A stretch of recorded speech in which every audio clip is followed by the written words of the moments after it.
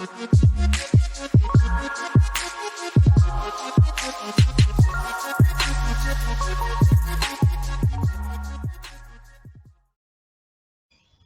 right, welcome to the Dirty Dirt Podcast, Episode 3, post Crandon, round 3 and 4. Man, what do you think of that place?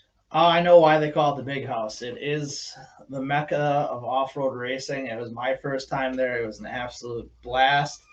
Wow. I wish I would have gone a lot sooner than this year. But yeah, it's just a great place. A lot of racing, wide open, high speeds. A lot different than our time at Anago.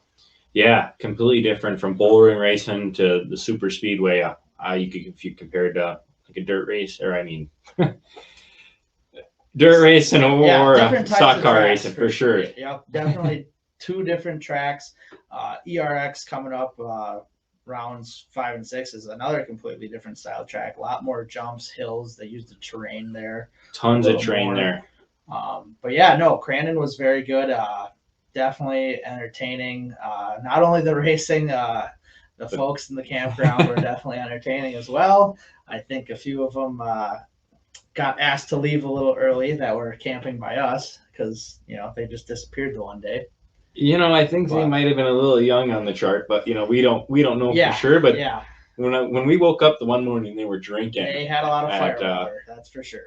About 9 in the morning, and I'm like, they're not going to make it through the day. No, and I don't know if they left on their own or it seemed like there was a lot of stuff that got left behind.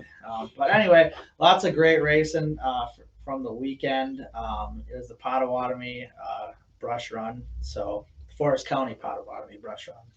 Yeah, what did you think of the dual race, Pro 4 versus Pro 2? I liked it. They used lap times from their individual races to figure out how to stagger them apart. The Pro 4 is obviously being faster.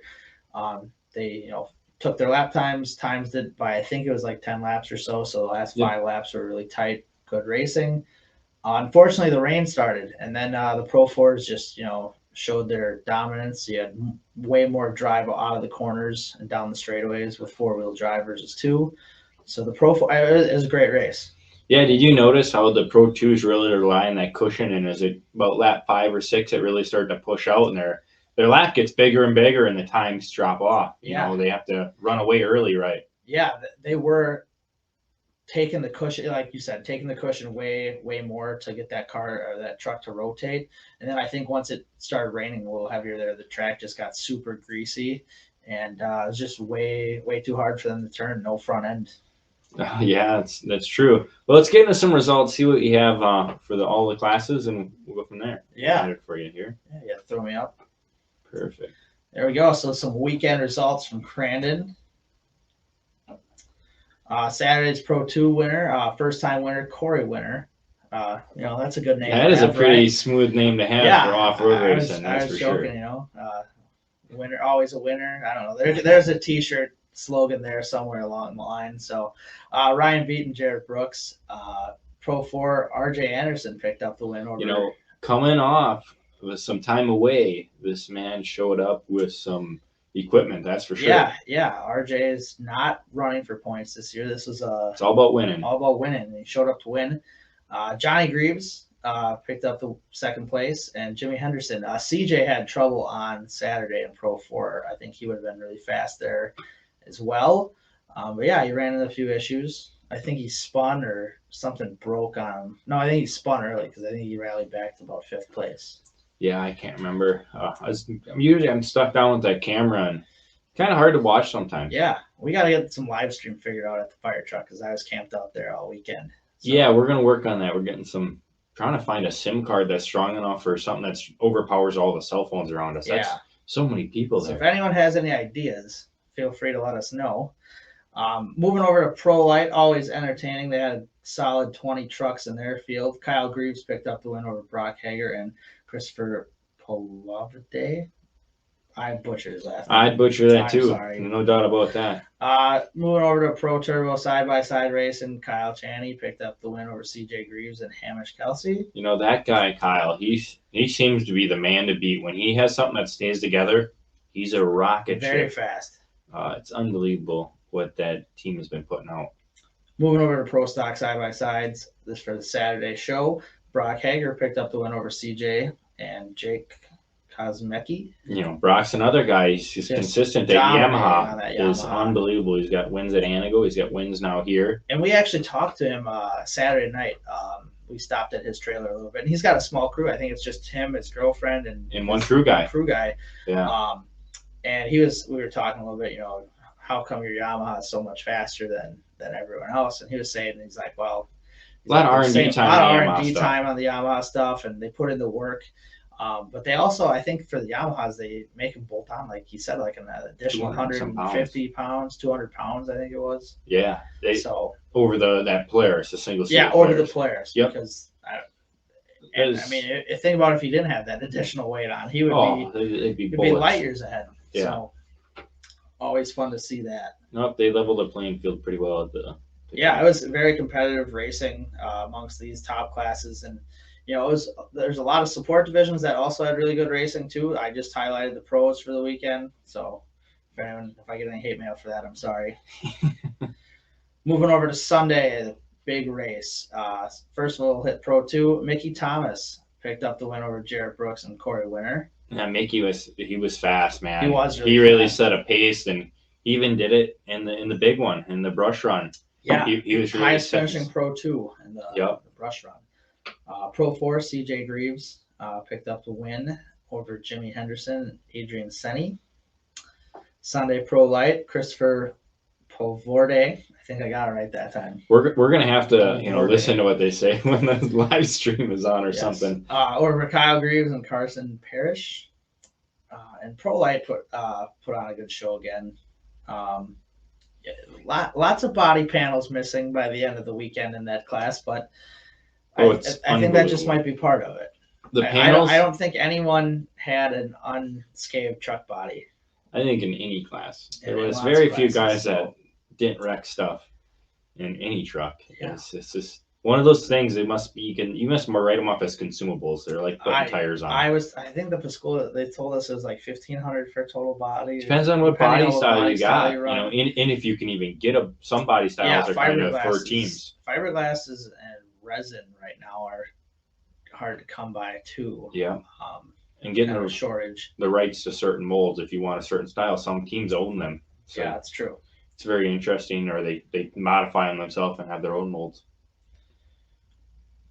And the Forest County Potawatomi brush run, and I butchered Potawatomi, so I apologize for that, because I definitely tried to spell check that, and I think on my first draft it was correct. I even sent you a photo with it on Big Billboard. I know. My apologies on that. But CJ Greaves, Kyle DeLuke, and Johnny Greaves, Leduc, they all Pro 4s. Top 3 for the Pro 4s, and CJ just got a dominated clean run, and Leduc tried chasing him down, threw everything at it, but that rain really started, and I think everybody kind of got conservative. Not worth destroying something. Yeah, it was non-points race, but Leduc they were close. They were very close on the start of the race, and then I think once CJ got through a little bit of the Pro 2 traffic, it just held Kyle up just enough to where, he had a pretty decent gap, probably a corner and a half or so on Kyle, but it was still a good race. And like we said, unfortunately for the Pro 2s, it started raining. I wish it would have stayed a little drier. I think Jarrett Brooks and Mickey Thomas, they were both up there in contention as well. Jarrett, I think, pulled off once it started raining heavy, and I think he lost the front end. But Jarrett pulled off. We've seen that in the pits. He actually went backwards, apparently. It's he just wanted to get off. Yeah, not wrecking anything. Not wrecking anything. He's a pretty smart driver that way. So. The whole point of that race is, if you're in a Pro 2, not really battle, just run, and hope the Pro 4s battle like crazy, and then you got that opportunity to maybe pull it off. And it's been a while since somebody won it in Pro 2. No, Jarrett Brooks won it, or was it? Maybe that was the fall race. CJ's won it in a Pro 2 as well. CJ's won it in a Pro 2. I've seen that. There's a handful. If you look at the number of years. Over the course of the years, Pro 4s have absolutely dominated the maybe they got to give them a little more gap. I don't know. Make it tough. Yeah. A lot of factors, track conditions, weather this year for sure. But it's like that's exactly how to move to snowmobile racing real quick, that's exactly how they should have did F3 versus Champ based on lap times. Yeah, Spread it out a we've little had bit. that conversation on our Dirty Snow podcast. Just If we're pointing that throwing out a there, thing in throwing it out there. there. And But, we should have some episodes. Another one coming up here. Rules just got released from ISR. So if you're a snowmobile fan or you watch our podcast or snowmobile stuff, make sure we'll be having one in there pretty soon. Yes, along with another edition of In the Marbles. I believe that's gonna come up probably after the 4th of July weekend. So Yeah, we got to get back with some stock car racing. It's so fun. We get to travel along, check out what's going on, see what's moving. We see all forms of racing now. It's interesting to see what associations are doing and how they overlap or how they do things very differently. absolutely, and I think Champ Off Road is cream of the crop right now. Oh, for sure. Cream of the crop. In terms of off road racing and just summertime racing, it was laid out as everything was on time for the most part. I think that's the biggest thing is on time and on schedule, and they dealt. We do notice one thing. As we were sitting in the grandstands, and you're like, yeah, the one thing is a lot of track prep. A lot of track prep. Felt like ISO was snowmobile racing. A lot of track prep. A lot of track prep. But you know what? They still have the Jumbotron and everything, so they really do the best, and it gives you a chance to walk around and get some food in you. Yeah, they had lots of vendors there as well, which I think that's important. Gives fans something else to do. I think the track prep time. When you go to Crandon, you think one thing: stickers and free T-shirts. Free keychains. 608 Graphics stopped by, dropped off some keychains for us to give out, so that's cool of them. Yeah, we got some cool backers coming on board. It's super exciting to watch how this all evolves and changes for us. We have another guy. He's kind of a big deal. He's kind of the king of media. I don't know if I'd say king, but he's one of my favorites, I think. Yeah, he's helped us out a few times, getting us some footage and whatnot. So we'll add him to the stream right now. So we're going to bring Josh with Papperazzi, video and media. And we're going to kind of talk about how important it is to have this in your back pocket, what media can do for you as a driver or help market yourself in a way different than somebody else. Yeah. Hey, Josh, thanks for joining us. Thank you. Thank you for having me. Of course, yeah. So I guess give us a little bit of background about yourself and kind of how you got started doing photos and imaging for racing. So it was how I got started really was I raced motocross for 4 years locally, and then it kind of got to the point where I couldn't fund it anymore, and I kind of wanted to stay in the industry, and I picked up a camera, and it just kind of took its own trail, and I've been doing it for 10 years now, and it went from snowcross to now Champ Off-Road, and I couldn't be happier. It's a adrenaline rushing feeling to be next to these guys that are sitting on 900 horses of engines going around a track throwing roost at you, and my job is to capture these moments that these guys are having and getting on the podium and making lifetime memories. So it's a fun time for sure. Yeah, it's got to be amazing being the guy to capture that experience and put it from just a story to a video context or something they can look back on and how to come about it in a creative way. Right, and that's it. I like to tell a story when I create content for my clients or anybody in general. I don't just shoot Champ Off-Road or snowcross. I do commercial work and weddings and other stuff too. And my whole thing is I like to tell a story with every piece that I produce, because everybody can watch a live stream, but not a lot of people see behind the scenes and what goes on behind closed doors. And I think that tells a story more than anything else. Yeah, behind the scenes I think is the craziest and the neatest thing for me to watch. as coming as an ex-racer and enjoying the behind the scenes and knowing what it takes, I think that's the most underappreciated area that needs to be shown more. And you guys are the ones, media is the ones truly capturing that and giving that story behind the scenes of what it really took from the late nights under the truck or grooving tires or everything unique about it, which is some of my favorite shots to shoot, is sitting in the pits. Right, I agree. Yeah, watching we stopped by it was the Toyo tire guys. Yep. And watched them groove some tires, and it's like, man, that's another kind of art form, like people putting in the work that the average fan doesn't see. They think, oh, it's a Toyo, Maxxis, Falcon, whatever tire it is. It just you can get it from the factory. It's like, no, there's a couple hours worth of work there, and grooving and making sure your tread patterns going to give you the best performance. Yeah, you got so much going on there with tire brands at the track. It's awesome to see so many of them step up and how they back their drivers. Is pretty neat. Right, absolutely. And one of my drivers is Jimmy Henderson, and he took third on Saturday and third on Saturday and second on Sunday. And just to see him interacting with his tire sponsor and how much they want to help him get onto that podium is, that's awesome in itself. And it creates, again, that story that I can put into a video content and tell, because like you said, there's a lot more behind the scenes than a lot of people see. And even though the fans can get into the pits and watch this stuff happen in real time, and is another cool thing, a lot of other sports you can't do that. Yeah, and the fans, truthfully, if you're at a race and you're there, get back and search that stuff out. Go see the unique things about it. Go sit and watch a team work on a truck. Even if you get there early, don't have to show up just for the show, like, when you want to be there. But I like going early and sneaking around the pits and kind of seeing what's going on, see who's tearing stuff apart.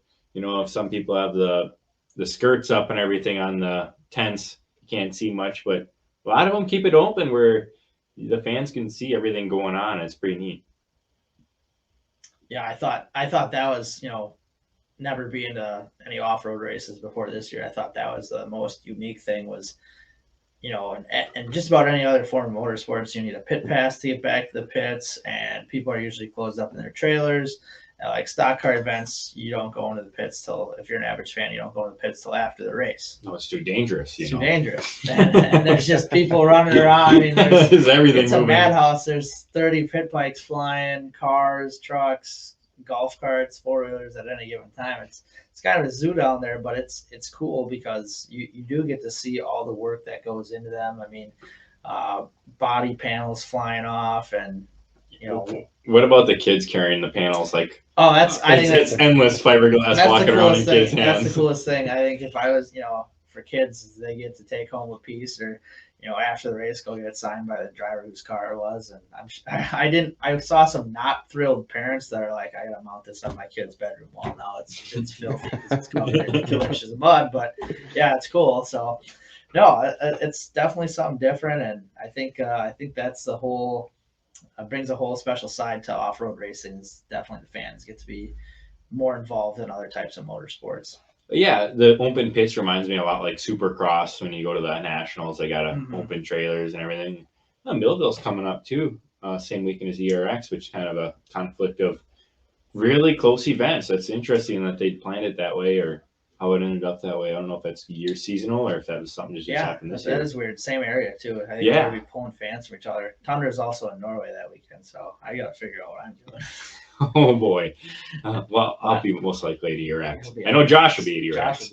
Oh yeah, I'm gonna be at all of them. You can't count me out.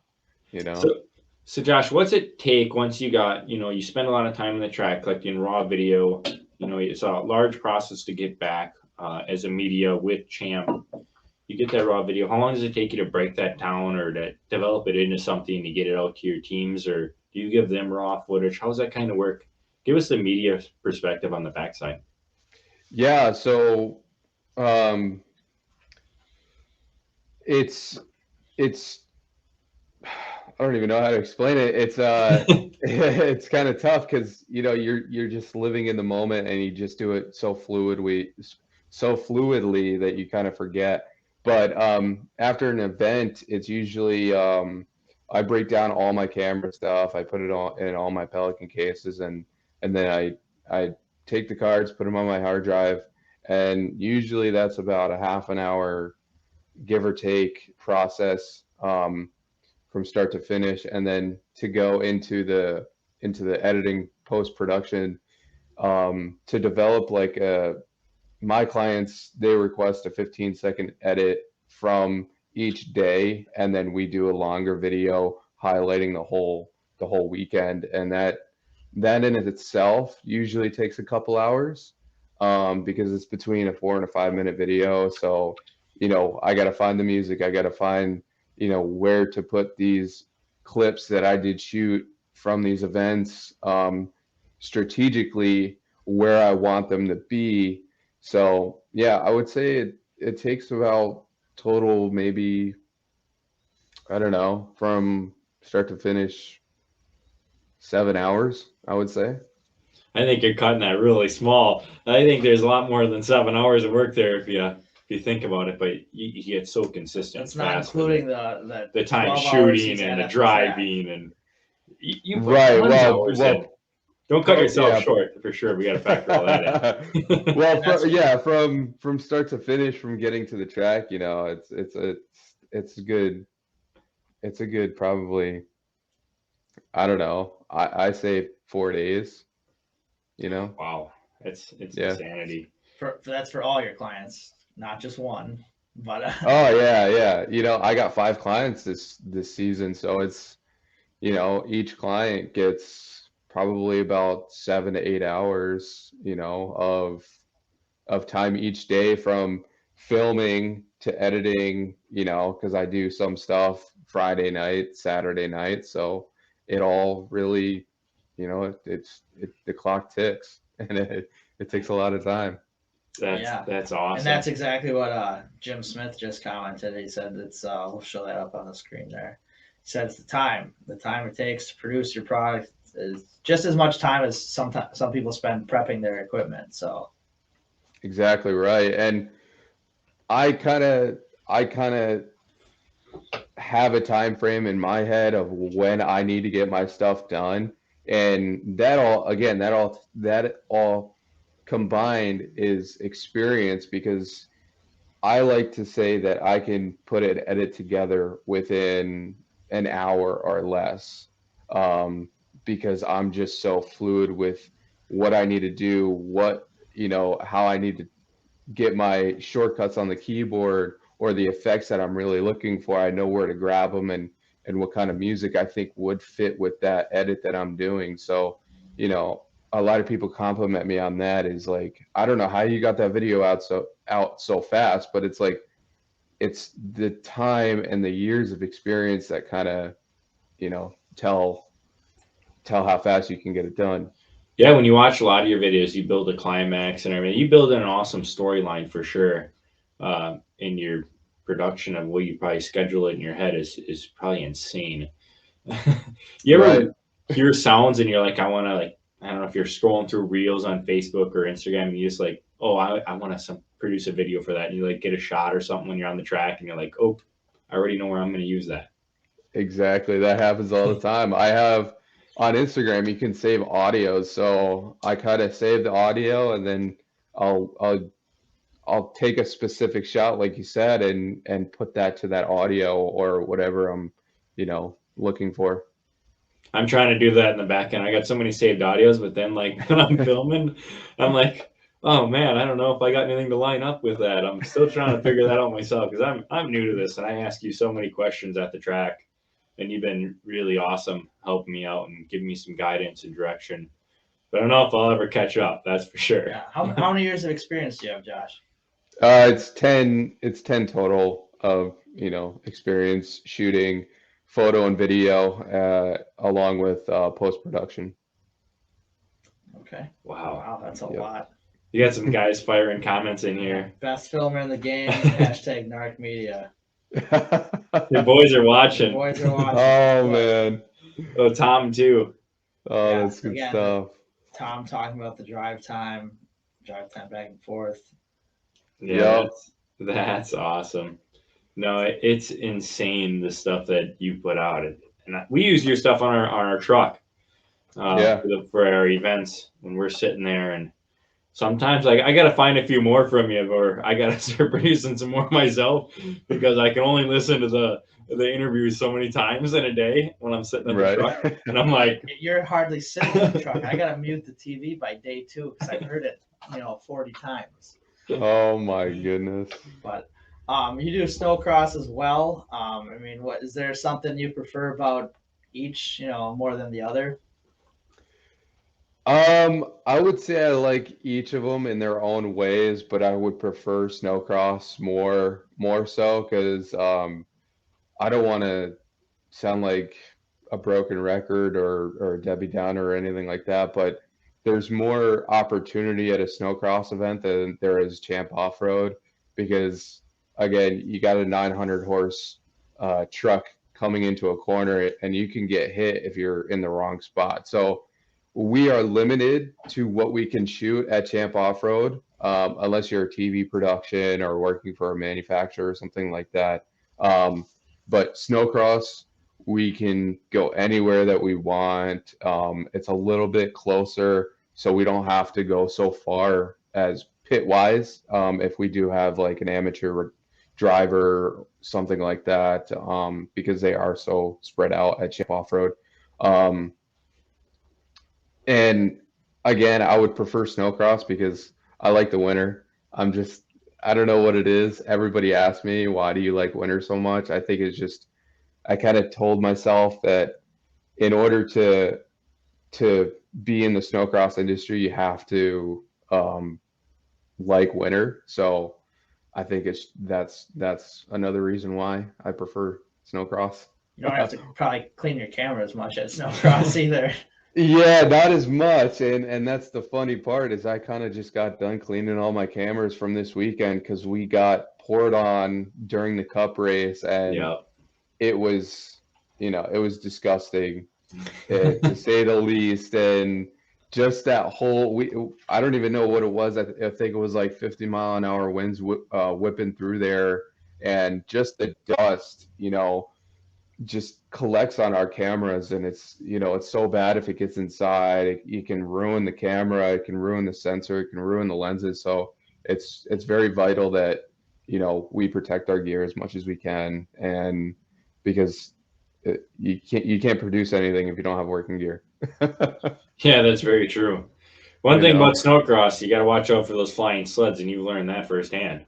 Oh my God, yeah. If any of you guys go on my Instagram, hit that follow button for sure. But I do have a video on there. One of the pro light drivers came off at Deadwood and almost ran into me. Oh, we got Tom throwing one in there for you. Yeah.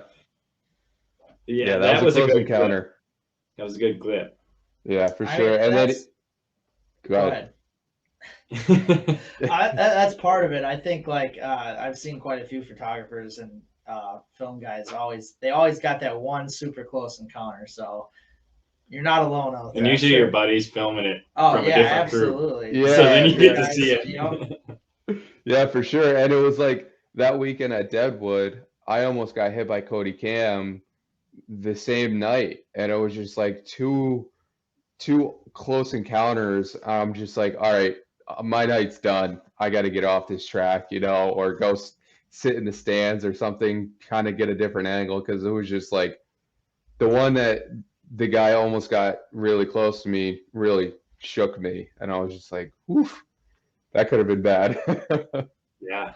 Now, as a media personnel, are you're required to carry your own insurance, or do you guys got to buy insurance through like ISOC, or how's that work for people that are, kind of like us trying to get into it? Yeah, so the requirements for media is we have to carry our own insurance, and two, we have to buy insurance through ISR. just like a racer, but Okay. it's a little bit different. But it's kind of the same thing. We have to buy into it just in case. Gotcha. Yeah, that's a pretty good insurance you're buying into. That's for sure. Yeah. They've always been pretty good, and we've sat in some meetings and seen it from the other side as teams and what it offers and how much it protects them. And Why it's it's important. You know? for sure important. We're having some third parties, ISRs, on top of their game. I think. Yeah. And another thing is like we do have a lot of requirements for snowcross. We have to wear media vests, and we even have to wear media vests for Champ Off-Road. But underneath our gear, and just like racers, we have to wear a thing called a tech vest, and it's kind of like a chest protector for motocross, but it's a little bit harder of a shell, and it's just in case anybody would to run somebody over, they do have that extra protection. So a lot of people don't know that. Puncture proof. Wow. And it keeps you warm. I didn't know that. I didn't know the media guys had. I think vests. even in snowcross, your crew guys have to have it if you stand at the line. Oh, really? Yeah. Yeah, that is a requirement. For a flying stud or anything like that come off the line. Wow. Learn something new every day. It's and it's comical because walking in that deep snow is, especially with camera gear and I wear snowboard boots. I don't wear traditional boots out there just because it keeps the feet a little bit warmer. But that just wearing that is like extra weight that you really don't want, but you kind of have to. Yeah, definitely. I mean, you guys, it's snowcross especially. I mean, it's cold out. You guys are outside all day, Batteries, struggling oh my to keep God. camera gear alive. I know that. And yeah, wow. Walk inside, everything, all the lenses get fogged up, probably. Oh, it's gotta be a That's the disaster. worst. Yep, that's the worst. That's like, I have a lot of people that ask me that during snowcross or just outside of snowcross, just people in general. They're like, how do you keep your cameras from getting too cold or your batteries from dying? And I always have one on charge, just in case. And typically my batteries don't die. As silly as it sounds, they last pretty long in the cold weather. Because I don't use a typical battery like anybody. It's like the size of your cell phone, and it's like probably 3 inches deep of width, and It's massive. yeah, exactly. And it just holds a charge. It keeps all my batteries from they last all night long. Yeah, that's awesome. And there's guys like me, we gotta flip them out, change them quick. Yeah. Yeah. It's entertaining. Damn it, another one died. Yeah. Put 'em in your pockets, Yeah, keep 'em especially warm. you're using a Sony. Yeah. Those batteries are really small. Yeah, they don't. Yeah, in the big booster boxes and everything. I gotta look into it more when we go into winter season. That's for sure. Rookie blue I know over here. Geneva was a challenge, right? That was put them in your pockets and keep them warm. Undersized Geneva lens and was- bad batteries. Geneva was one of the warmest races. What are you talking Yeah, about? exactly. No, I didn't have Geneva. Wasn't my big issue. It was when I was in Minnesota. Oh, that was a cold one. Oh, for ERX? Yeah. Yeah, It that was was a cold race. But for Champ, you do a lot of behind the scenes. You run around a lot. You got a lot of rules on what you can do on the track, but you seem to catch the image and the shot still. How do you come about coming up with that creative spot to just sit, or is it just what you see is kind of what you go off of and see how the weekend unfolds, or do you see a lot of camera guys seem to find themselves in the same area? How do you get that different shot? Yeah, so just like all the racers, they get there early so they can do a track walk. I kind of get there a day early so then I can view the track, see what spots that would be good, unique shots that maybe somebody might not see, but we all of us media guys kind of have the same mindset of like, oh, we should try this spot or whatever. But I try to get the unique shots on Friday of practice so that I'm closer to the podium, because us media guys want to be close to the podium so then we can get that shot as well. And that's hard if let's say we're at Crandon and we're at the gravel pit. We have to walk all the way across the track to get to the podium, and by the time they're already at the podium, we missed our shot. So it's very difficult with that. But to get the unique shot, it's like you kind of got to think outside the box. I have 2 cameras on me at all times, and one has my long lens so I can get distant shots, and then I have another one that's on a Ronin, so then I can kind of get a low panning shot that maybe somebody won't get, and just thinking outside the box. And how big a lens is that roughly that you're kind of seeing a long shot? Are you up in the 600s or for size, or what do you kind of at there? So the biggest lens that I have is a 70-200. And some guys have 400s up, or 70-400.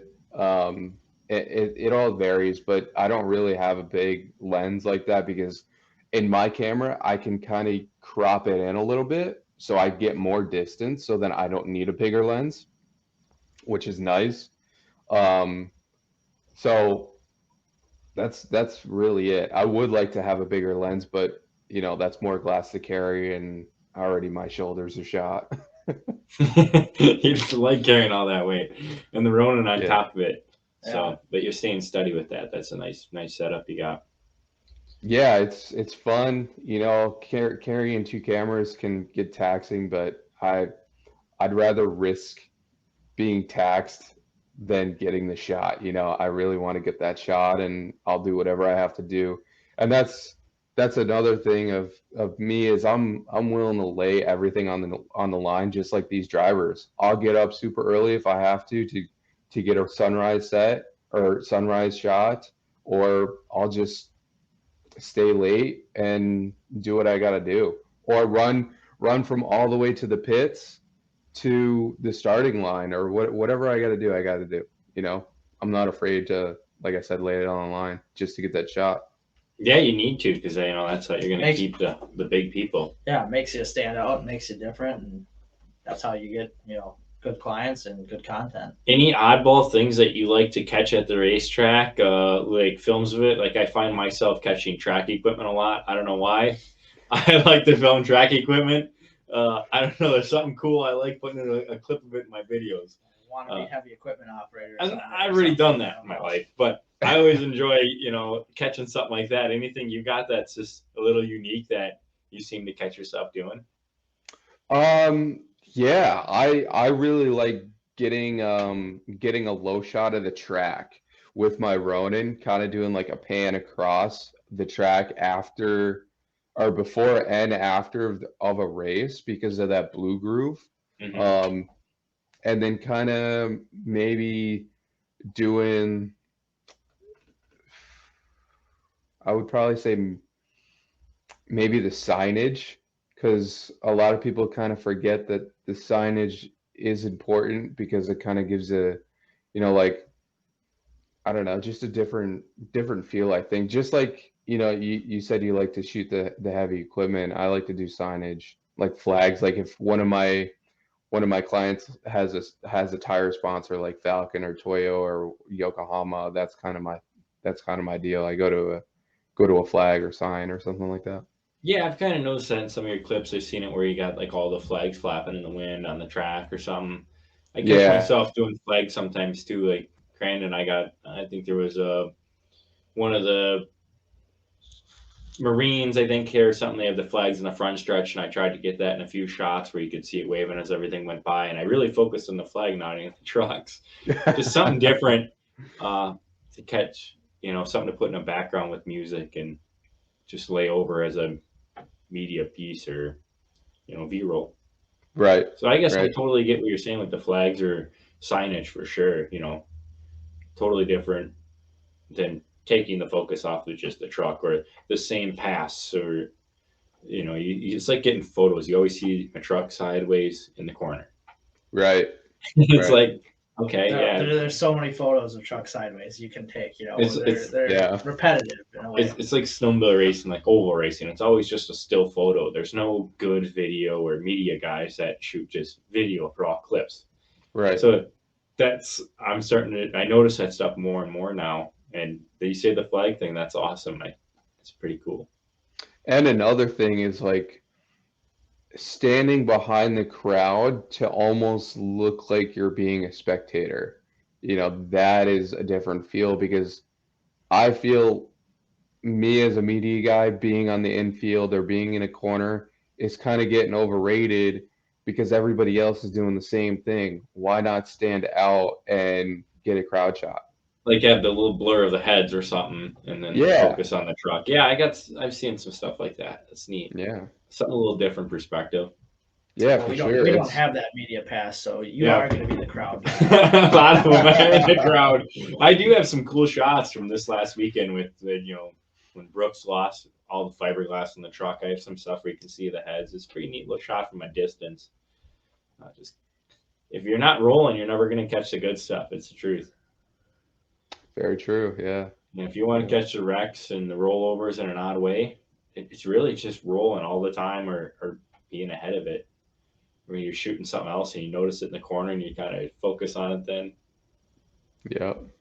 Yeah, for sure. I think it was stock side by side. I was down by the Ponzi corner and I was shooting into the finish or into the start into turn one, and one guy in the side by side just did maybe 10 flips. I don't know if you guys saw that, but Yeah. I caught it Yeah. on video and it was pretty gnarly. Yeah, that was a gnarly one. The Can-Am, the 77. I can't Yep. remember. Yeah, they went for about 11 barrel rolls. I think Yeah. I didn't count. All you but seen it was plastic. There's quite a few. Do you have a favorite track you like to shoot at that's maybe better than others? Yeah, this past year, last season, we went to Bark River in Michigan. I'm pretty sure it's Bark River. Yeah. And that track was very unique. I really enjoyed that track. It's a lot of elevation, kind of like Grandin. A lot more sweeping corners and a lot more unique jumps where where the drivers can it's almost like a moto track. They turn their truck sideways into a corner to go straight, so that kind of is really cool, and you can kind of get a lot more slow-mo clips to make it a little bit more cinematic towards videos or towards my videos per se. But yeah, I would say Bark River for sure. Awesome. Well, it was wonderful having you on tonight. Thanks for coming on and putting some of your time in, taking away from editing. It's interesting to see this from behind the scenes for sure, as a media or not as a driver or a fan, but people like you really bring a lot of attention to the sport, and give the drivers opportunity to sell themselves. It's very important. Is there anything you would like to say, like, what it really means and where people can benefit from having capture? Yeah, as a media person, I tell all my clients it's not just about me and me producing content or trying to make an extra buck or anything, because I really look forward to working with all these drivers and I appreciate them reaching out to me, because it's like now I can really showcase them and their talent and their sponsors at the end of the day, and really give a product that they're going to be happy with. So I would say thank you to all the drivers and say, hey man, you're doing a great job, I love your content, or just somebody that just is a viewer of mine, or just like you, when you come up to and ask for any pointers or anything like that, I appreciate that, because it's that experience is cool to me. For sure, we appreciate all the pointers and help you've given us. So yeah, it's always helpful. And a lot of people could just be like, no, it took me years to learn this stuff, and buzz off kind of. So it's been cool working with you. He tells me to buzz off and Oh, he find tells YouTube, you to, yeah. but- I believe, yeah, YouTube's he says your YouTube's your friend, YouTube's your and I'm friend. like, trying your enemy. Yeah. Yeah, it's cool. I got, you're not the only one that comes up to me and asks me for pointers. And again, like I said, that's the cool part is like, I never even would have thought that people would come up to me and be like, hey, what kind of camera are you using? What camera would you recommend? What kind of lens or, what kind of build that you have there? That's the cool thing that I've experienced over the years is like people actually appreciate me and my, what I'm putting out there and me just in a general person because not a lot of these media guys you can talk to. And I don't want to be that kind of guy. I want to be an approachable guy that can be like, hey, yeah, you want to hold my camera? Because I let a lot of people hold my camera, even though it cost me a lot of money. But it's like, how many times do you get to touch or feel and hold a professional camera? I think that's a cool experience. Just like a kid coming up to a pro guy and be like, hey, can I sit in your truck or whatever? That's a cool experience. Oh, that's awesome that you do that. And we got to see you at your finest at the RC track a little. That's pretty entertaining. But yeah, that was fun. I got to hold this camera at the RC track. So how did you feel? That thing was a boat anchor. I was like, wow, props to him for carrying around. And you didn't even have the tripod on it. So, I mean, that's another couple pounds off of it. But yeah. For sure. I knew you got to hold it, so I had to bring it up. Oh yeah, absolutely. It was cool. Puts ours to shame, but little fanboy over here. Yeah, big. That's this one right here. Hey, keep a good competition the closest. Yeah.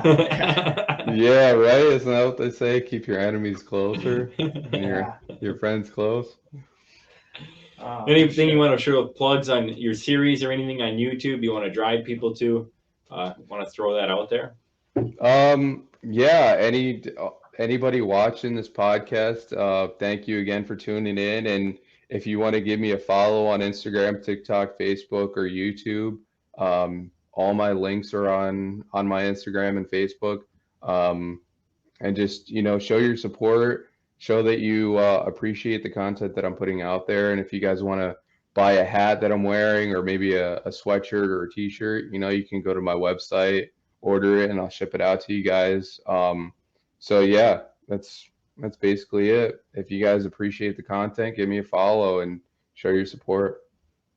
And if you're a driver and you're looking for top-notch content media, reach out to this guy, see what he's got on the table and what he can offer for you. He's awesome in snowcross and in summer, and maybe if you got to get engagement photos or whatever, he sounds like he does anything. I don't know how he slows down mentally enough to shoot a wedding, but I bet he figures it out. Oh yeah, for sure. Yeah, I've done a handful. That's all the same thing. It's all about the angle, all about the perfect shot. Come on, have you met some of these brides before? They want they probably are harder on him than some of his drivers. Oh, I bet you they are. Oh yeah, for sure. So, but yeah, it's all fun, and working with these guys is a lot of fun with Kyle LeDuc, Jimmy Henderson. I worked for the Yamaha guys last year. So it's all fun. It's really fun, and I wouldn't change it for the world. And if you guys do see the van at any of the races, take some pictures, send them to me, tag me, because I'd love to see that. That's cool because a lot of people appreciate the van. I get a lot of compliments on it. So yeah. Yeah, the van, man, you can't miss it. Maybe that's what we have to do to your van, Brandon.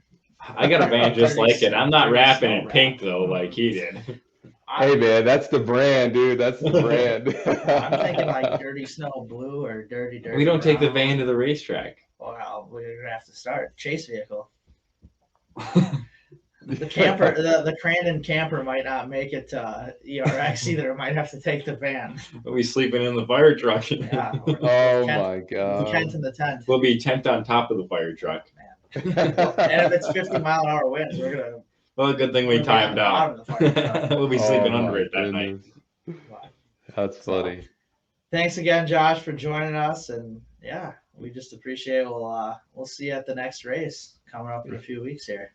Yeah, thank you. I appreciate you guys for having me, and I'll see you guys at the next race for sure. And all you fans, like I said, if you guys see the van or if you see me, stop by. And yeah, thank you All again, right. guys.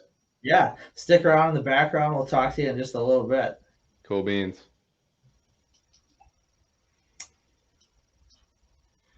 So that's Josh, super cool guy. Isn't that guy awesome? Super nice guy. He's so relaxed. You were harassing the 12-year-olds at the RC car track, trying to let them use. I got on your a few of RC car, and then me and Josh just sat there and BS for a while. So that was fun. Super nice guy to talk to, and like he said, super approachable. Some media people, aren't always. They're super focused in, and he's pretty good at multitasking like that. So.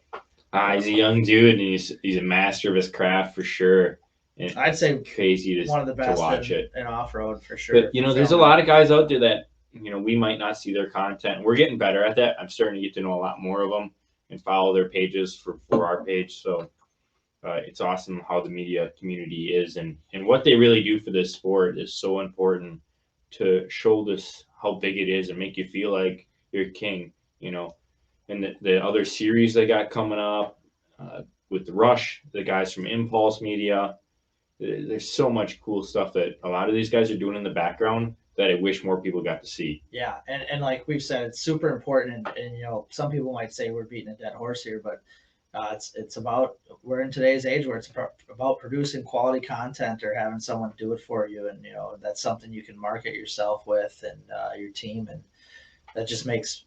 Sponsors happy makes, And not only teams, we got to see this out of racetracks and associations. They have to produce stuff to build sponsors. At the end of the day, all these people, racers, tracks, and anything around it involves sponsors. You got to get capital. Capital makes everything live and makes it more fluid and you look more professional.